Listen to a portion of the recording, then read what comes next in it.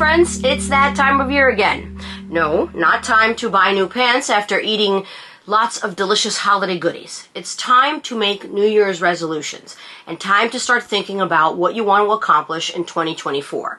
Did you already make your list?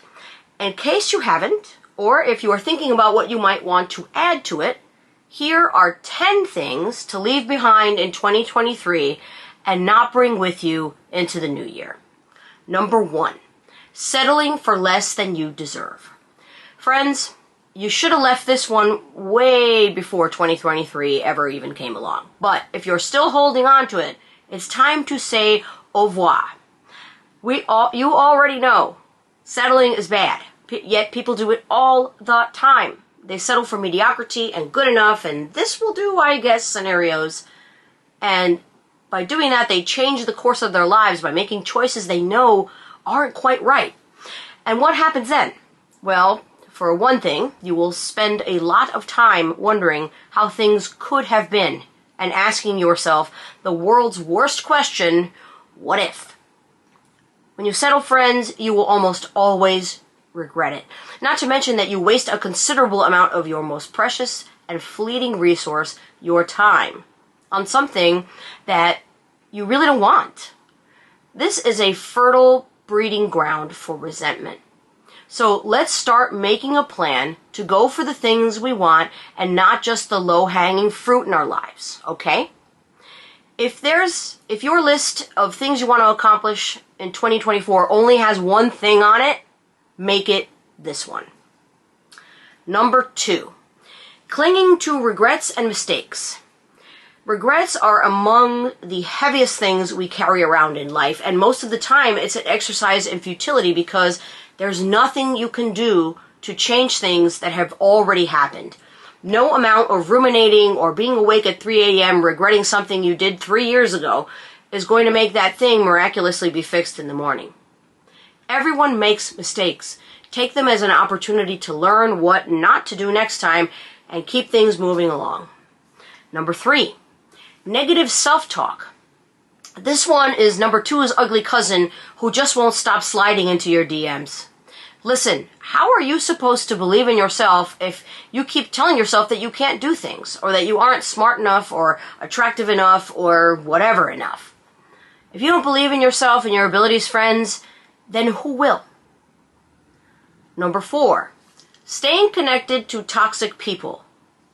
I know, toxic people are fun sometimes, but some people are just not good for you, no matter how fun they are. They serve to create more stress and drama in your life, and who the hell wants any more of that? Wasting your time and energy on people like this gives you a terrible return on your investment. If someone isn't bringing anything positive into your life, if talking to them or being around them makes you feel anxious, even if you don't know exactly why, that might be the universe trying to tell you something. The people who are close to you should be helping you row the proverbial boat that is your life, not drilling holes in the side while you're not paying attention. Number 5, people pleasing. This is a tough one because I know that for some of us this is really deep ingrained behavior. But you spin your wheels a lot because you try to make everyone happy and you just can't. So instead, focus on making one person happy, a very important person, no less, you. As an aside, I have been working on a workshop that I developed for this. It should be ready for prime time in a couple weeks. I'll keep you guys posted on those details. Number 6, ignoring your health, both physical and mental. I am super guilty of ignoring both and doing whatever, whenever, but take it from someone who is staring at turning 51 in just a couple of months. You can't do that forever. Make sure that you take time for yourself, and that means whatever it means to you. Whatever those things are that make you feel good, do more of them. And keep an eye on your body. And when it's telling you things like that something isn't quite right, do something about it. Listen. You've only got one, unless you're like a shapeshifter or something. So be a good steward of that body. Feeling good physically is a huge factor in how you feel mentally. Number 7, always comparing your life to someone else's. Teddy Roosevelt once said, comparison is the thief of joy, and he was really onto something there. Constantly comparing yourself to others is such self-defeating behavior. There is always going to be someone younger, faster, richer, smarter, whatever. It's a constant false equivalency. And on the flip side of that, sometimes we will see someone who is worse off than us and think, well, okay, at least I'm not that guy. And then slack off and coast, which is also not a good idea.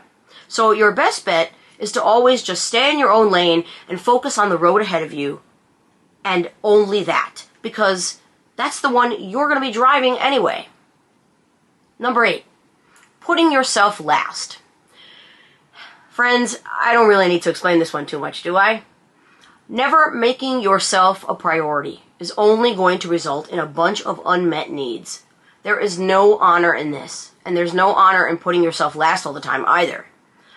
All that happens is you end up burnt out, frustrated, and with a lack of clarity, and a punch in the face of your self-worth.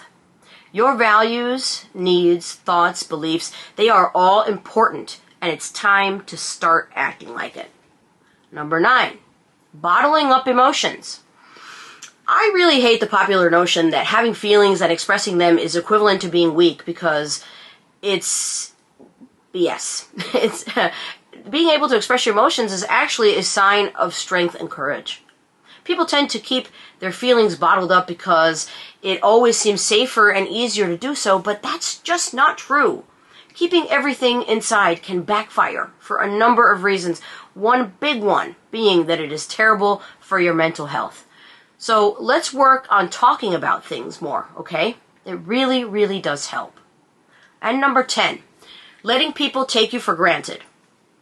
I could say this in a million different ways, but I think this says it best. Stop drowning for people who will not even get in the water for you. The only people you should be doing for and making time and space for and giving of yourself for are the people who you know will do it for you. The people whose loyalty you have never had to question, the people who appreciate your presence in their lives. You know who they are. With everyone else, set those boundaries. Don't let people guilt trip you into doing more than you're comfortable, and I mean that in a tangible and intangible way. Especially with people that you know are takers, and there are plenty out there. Sadly, they seem to outnumber the givers. If someone is constantly taking from you, and they have shown you that they don't really care about you, that they aren't really your friend, that they aren't really interested in you, it's time for them to go. Choose the people who choose you. Support the people who support you. And stop letting people use your back as a doormat or a stepping stone elsewhere. That should have been canceled a long time ago, but let's use this opportunity of a new year to actually do something about it. Your future self will thank you so very much for this one. So there you have it. I hope you found this helpful, even if it's in a small way. Thank you all for watching, and stay tuned. There's lots more to come. See you next week.